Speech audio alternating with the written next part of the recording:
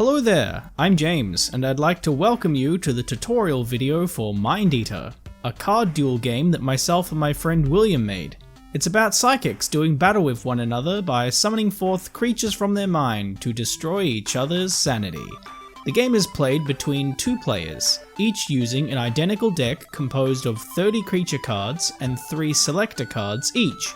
EATER places an emphasis on 3 main points. 1. Playing mind games with your opponent. 2. Having all cards that you draw have multiple uses so that you're never starved for options. And 3. Fast, simple rules that offer strategic depth without slowing down your game. In this video, we're going to learn the basics of how to play. To get started, click the link in this video's description below to download your digital PDF copy of the game. It's available for the low price of pay what you want. First, download the PDF and then print it to get your cards. To thicken your cards out, I recommend either pasting the printed pages onto some coloured paper and then cutting the cards out, or printing out the pages, cutting out the cards, and slipping them into some card protectors, if you have them lying around. Now that we've learned how to assemble your cards, it's time to learn how they work. The first thing to learn is that there are only 2 kinds of cards within EATER. Creature cards and selector cards. Creature cards are the cards that you use to both summon creatures into play and lend support to creatures that are already on the battlefield.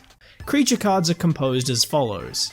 The insignia, which is a symbol that represents which deck this creature card comes from. In this case, it's the symbol for the basic deck. The name of the creature, the power level of the creature, which ranges from 1 to 3, and the attacks that this creature is capable of performing. Every creature has 3 attacks, A, B, and C, which stand for aggressive, balanced, and careful. Aggressive attacks typically deal the most damage out of the 3. Damage is indicated by these white numbers here. But aggressive attacks are the most vulnerable to being countered, and rarely do anything other than flat damage. Balanced attacks aren't usually as strong as aggressive attacks, but aren't countered as often, and sometimes have special properties attached to them.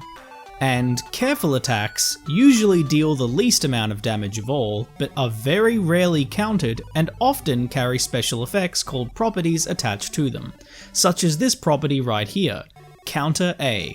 What Counter A means is that when this attack is used, it will reduce the damage of an opponent's aggressive attack down to 0. Creatures also have Vitality, indicated by the number inside this heart shape. Vitality represents how much damage this creature is capable of sustaining before it's destroyed. The bigger the number, the tougher the creature. Finally, all creature cards have a support ability shown here. These are abilities unique to each creature card that they can use to support other creatures in play. We'll get to know how to use these soon. The other card type in the game is selector cards.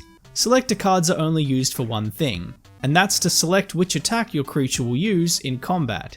Separate these from your deck of creature cards. As well as all the cards, you'll also need a few other things to play the game.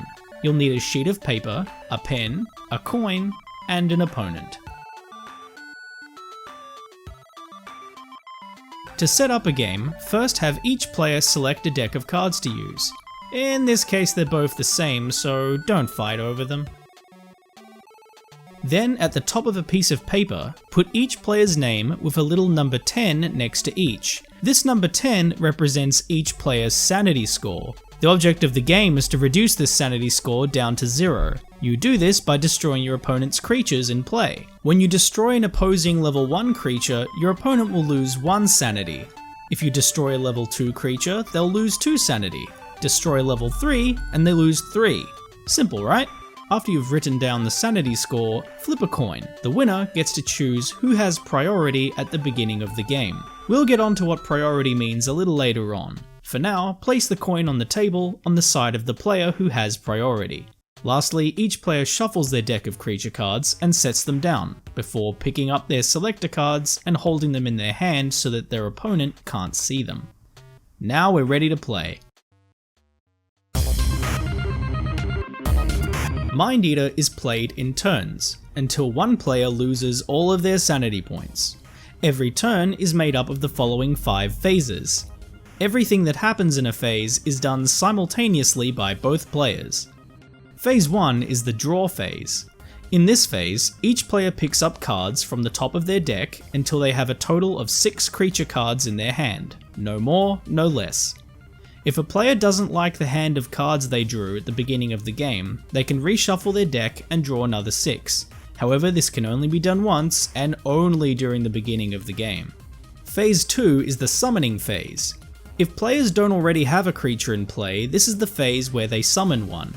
At the beginning of the game, both players will need to do this. To summon a creature, select a creature card from your hand and put it face down on the table. On the count of 3, players turn their cards over and reveal what they've summoned into play. Choose carefully because you only get one creature to fight for you at a time. In this example, player 1 has summoned a red Gelcat, a level 1 creature that has 11 vitality, while player 2 has summoned a blue Gelcat, a level 2 creature that has 19 vitality. Phase 3 is the planning phase, where each player plans their strategy. First, each player will choose an attack for their creature to use. You do this by placing the selector card for your chosen attack face down on the table underneath your active creature. After attacks are selected, each player also selects a support ability to put into play. This is done by looking at the support abilities of the creature cards you have in your hand, and then choosing one to place face down on the table beside your active creature. Every creature card in the game has a different support ability to offer, so think carefully about which cards you want to keep as summons and which ones you want to play as support abilities instead. Phase 4 is the action phase.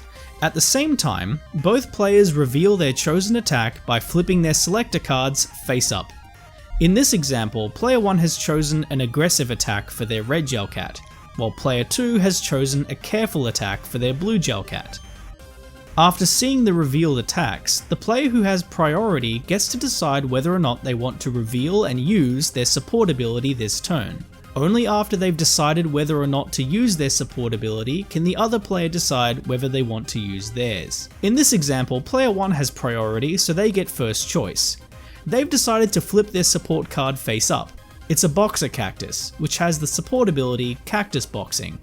This will deal 4 damage to opposing creatures whenever they use their careful attack. In retaliation, player 2's chosen to reveal their support card. It's a Carpet Gator, which has the support ability Ankle Biter. This will increase the damage of their blue Gelcat's attack by 4 points for this turn. Alternatively, if you don't want to use the support ability you placed, you have the option to either leave your support card face down on the table for the next turn, or pick up your support card and place it back in your hand without showing your opponent, or discard the support card by revealing it to your opponent and then placing it into your abyss.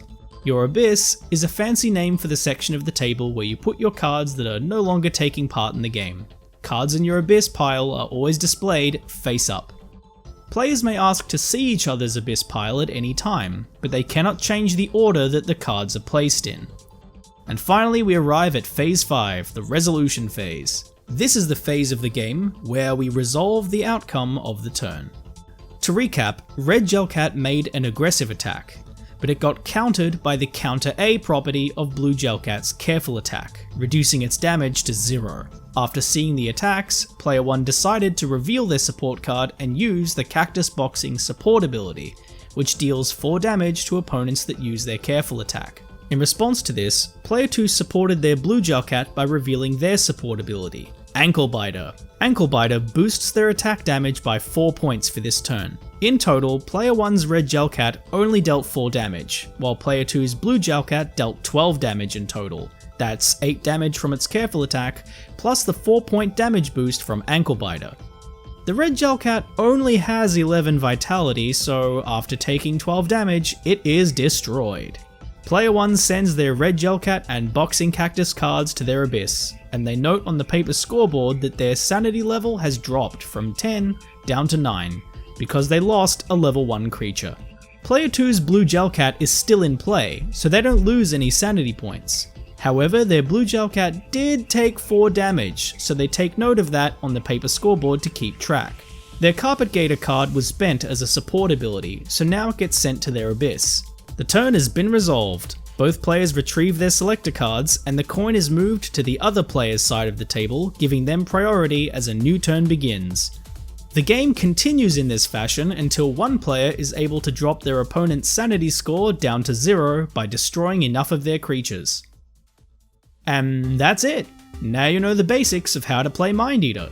For more in-depth rules, please refer to the rules section of your Mind Eater PDF. Thank you very much for watching, and I hope that you have a lot of fun playing the game. This game was co-developed with my friend William. He's a very talented guy, so please check out some more of his work by following the link to his portfolio in the description below. Also in the description is a link to my game development blog, where I'll be posting news about games that I'm currently working on. I'll have more to share with you soon. Let me know what you think of Mind Eater in the comments below. If there's enough interest in a full version that has more polish and some more decks to use, I might look into a crowdfund or a Patreon to make it happen. Well, that's all for now. See you later, and have fun.